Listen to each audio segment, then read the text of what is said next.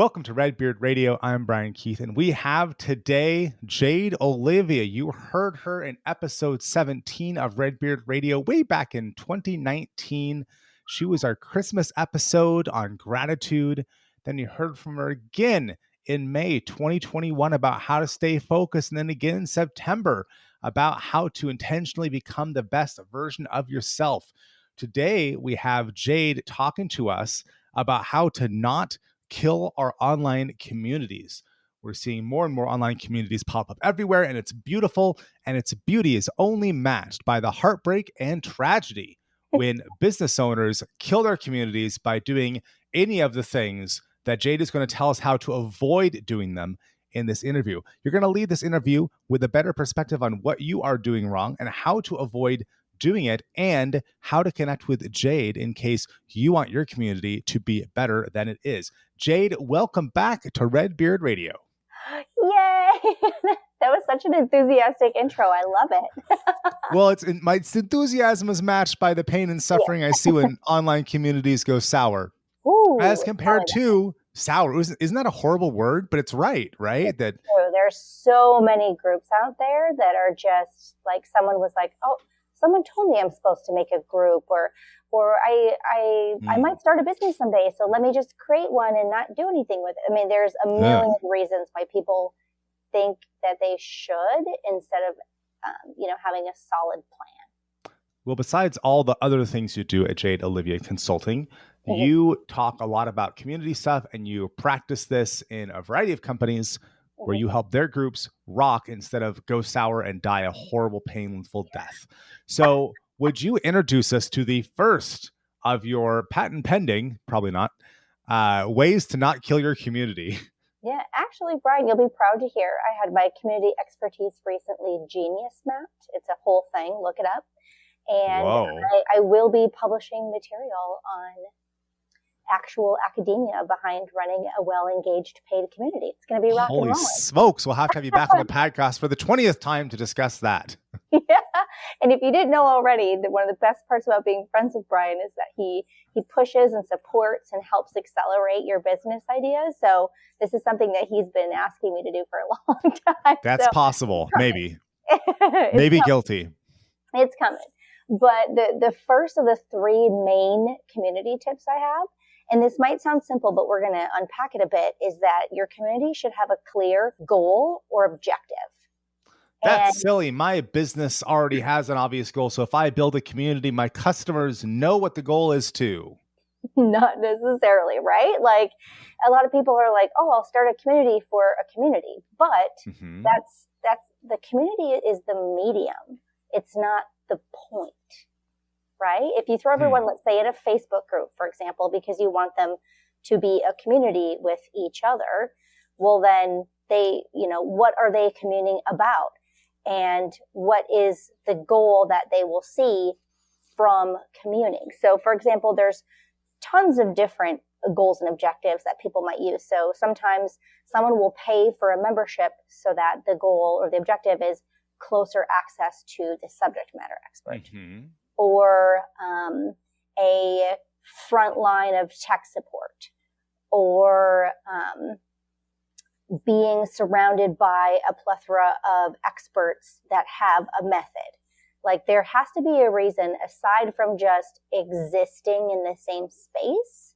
Otherwise, that might be more appropriate for a free group, which is kind of, in my opinion, pretty much along the same lines as like a fan page. Just a little bit more open to see each other.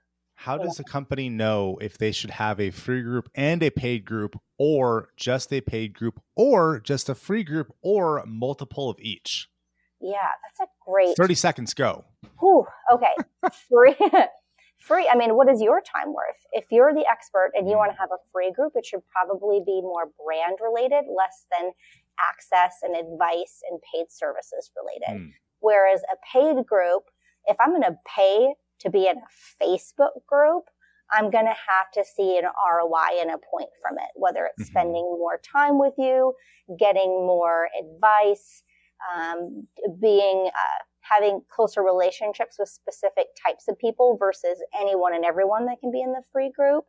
I mean, what would you get? What would you want for free and expect for free? And what would you want if you paid for it? And what would you expect if you paid for it? You just alluded to curation, which is a really powerful part of those paid groups.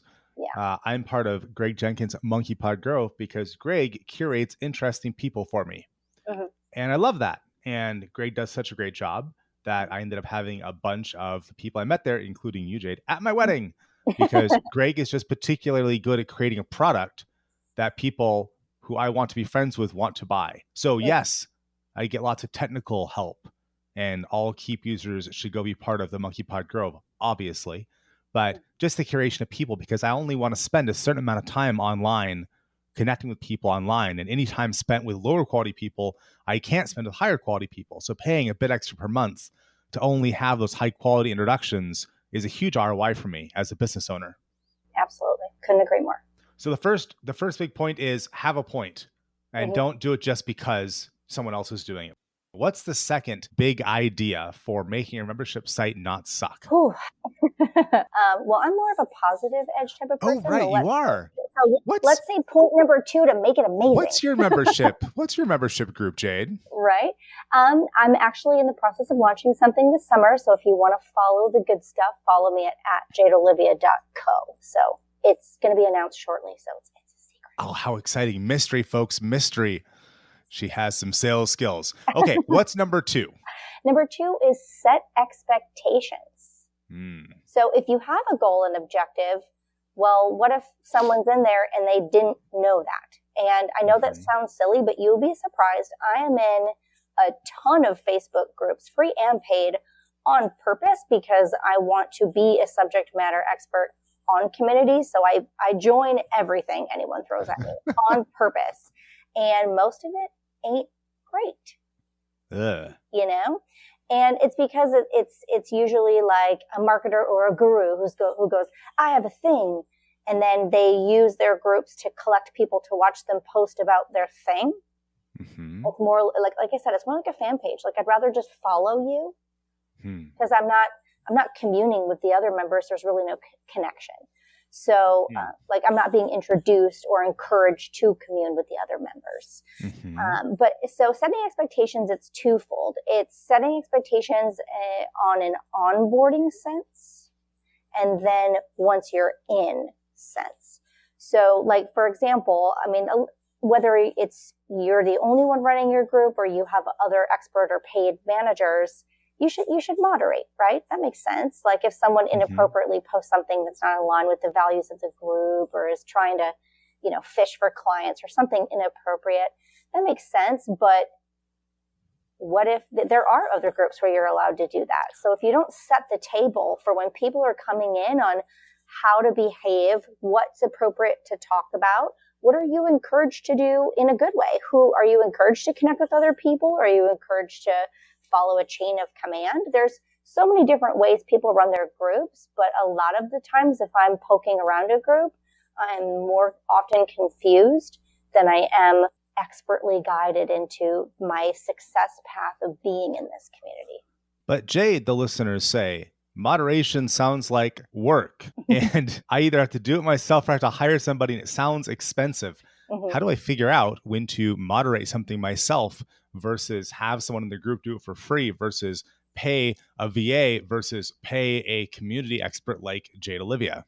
Right. Well, the best thing you can do is if you especially if it's a paid community, right? Like people are going to visit your sales page. They're going to get a confirmation email with the link to join, right? So you have lots of opportunity to set the table before they even get there. So Greg Jenkins Monkey Pod community, for example, in the 2.5 years I've been managing that community, I've deleted 2 posts. Were they both mine? No. Yours, actually, I think you're one of that. Like someone posted come and join me on my sailing cruise. It's only $1,000. And I was like, that's not, whoa there. Not really what we do here. And it was a nice offer, but it was just unrelated.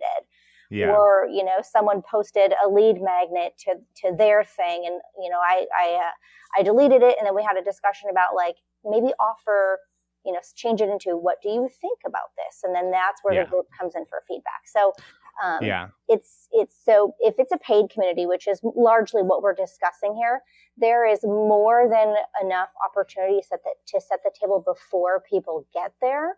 But I think that's often missed. People just assume like buy my thing and enter, and they know how to behave.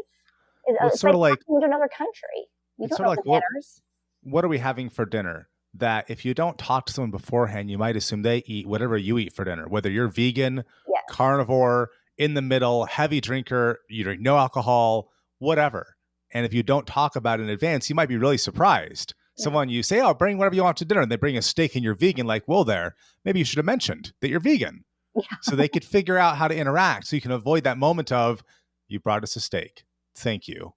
Exactly. So with paid communities, there's a lot of opportunity to set the table. It's just you have to take the time to do it and make sure that you're speaking directly to your new members, whether they're, on your checkout page or being onboarded afterwards. You have lots of time to be like, welcome.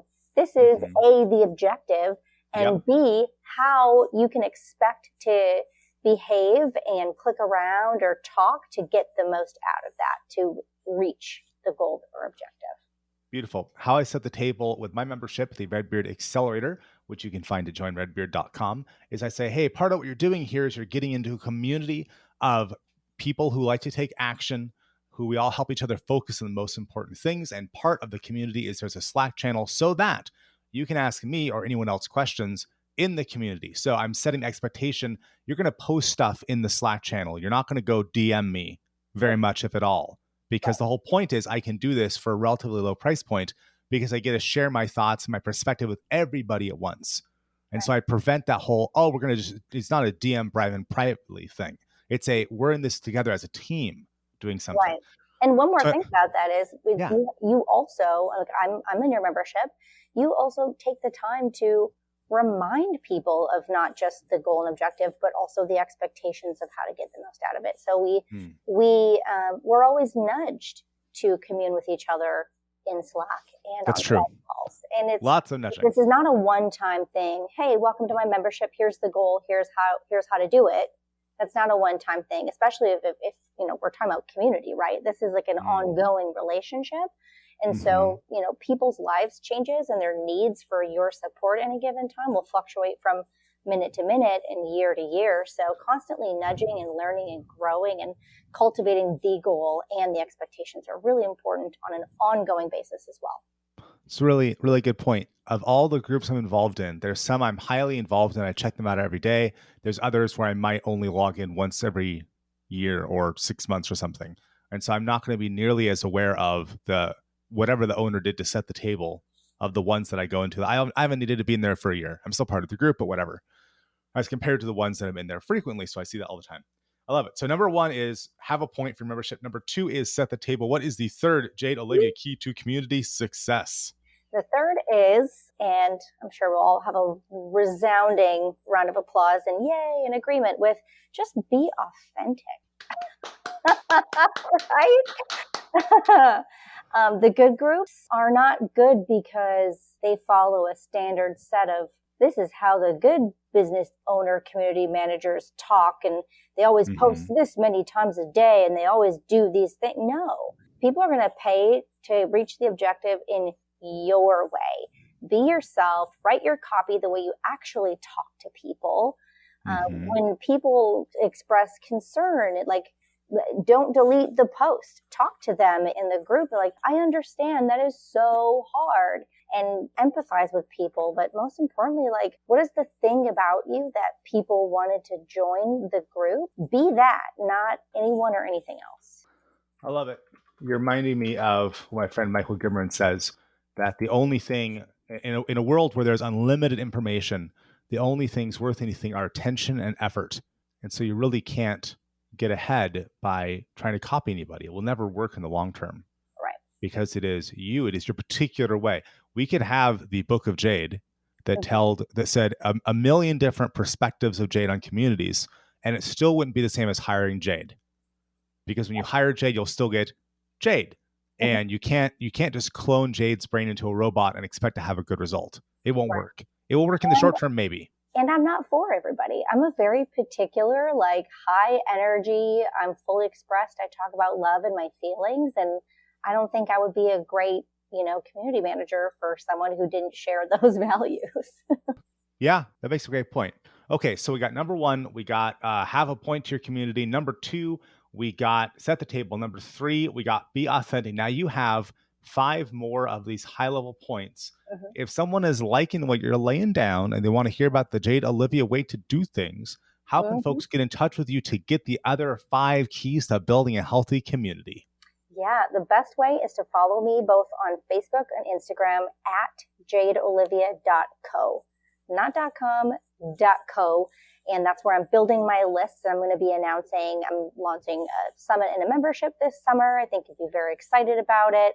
I post about these community best practices that I've been testing out and learning and loving quite often, as well as a bunch of other marketing and automation topics. So lots of good stuff. It's a great place to follow. Wonderful. Folks, if you're not already following Jade, get over there. Jade is a high enough quality human that I involve her in every business I run and every one of my clients' businesses pretty much because she's one of my core people that if there's a problem, I say, is this a problem that Jade can fix?